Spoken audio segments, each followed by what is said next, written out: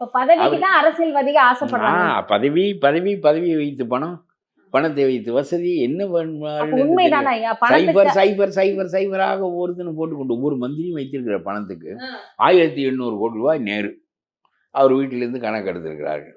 இப்படியே போனால் என்ன இருக்க போறோம்? 5 கலெக்டர்கள் ஆற்று மணலை 38,000 கோடிக்கு சுரண்டி விட்டார்கள் என்று வழக்கு. அது ஒரு வழக்காதான் இருக்கு. அது ஒரு கேள்வியா தான் இருக்கு. அது ஒரு முடிவுக்கு வரலையே. விஜய்க்கு புரியாது. விஜய், நான் கேட்கிறேன், நான் ஆட்சிக்கு வந்தால் எல்லாம் மாறிவிடும், வானம் மும்மாறி பொழியும், அரசியல்வாதிகள் எல்லாம் சிறைக்கு போய் விடுவார்கள். அதெல்லாம் ஒன்று நடக்காது. இன்றைக்கு இருக்கிற சட்டத்தின்படி, இன்றைக்கு இருக்கிற ஆட்சி முறையின்படி ஊழல் செய்கிறவன் கையிலேயே அதிகாரம். அவன் என்ன அவன் மீது வழக்கு போட்டுக்கொள்வானா? அவனே அவனுடைய கருத்தை அறுத்துக் கொள்வானா?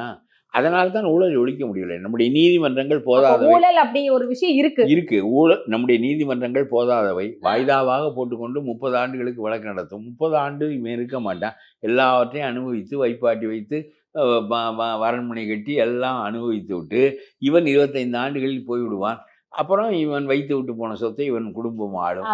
அவனை சிறைக்கு அனுப்புவது 4 பேர் தான் போயிருக்கிறார்கள். சசிகலா போனார், லல்லு பிரசாத் போனார், சவுட்டாலா போனார். 4 பேர் தான் எனக்கு தெரிய போயிருக்கிறார்கள். மற்றவர்களெல்லாம் நிம்மதியாக ஆட்சியில் உட்கார்ந்து கொண்டு வழக்குகளை நடத்தி கொண்டே இருப்பார்கள். வாழ்நாள் முழுவதும் நடத்துவார்கள். கீழ் நீதிமன்றத்திலிருந்து சுப்ரீம் கோர்ட் பெஞ்சு வரையிலும் அது போவதற்கு 30 ஆண்டுகள் ஆகும். இவன் இருக்க மாட்டான். இவன் 50-60 வருடத்தில் மந்திரியாக இருப்பான். இவன் போய் சேர்ந்து விடுவான். இவன் எல்லாவற்றையும் அனுபவித்து விட்டு போய் இவனுடைய குடும்பம் அனுபவிக்கும். இந்த ஜனநாயகம் என்பது ஒரு யூஸ்லெஸ் டெமோக்ரஸி.